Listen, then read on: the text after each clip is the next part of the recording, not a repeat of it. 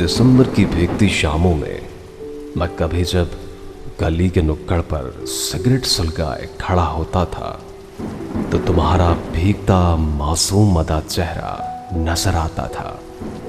तुम चेहरे पे बालों की लट लिए खिड़की की ओर से इशारा किया करती थी कि सिगरेट मत पिया करो।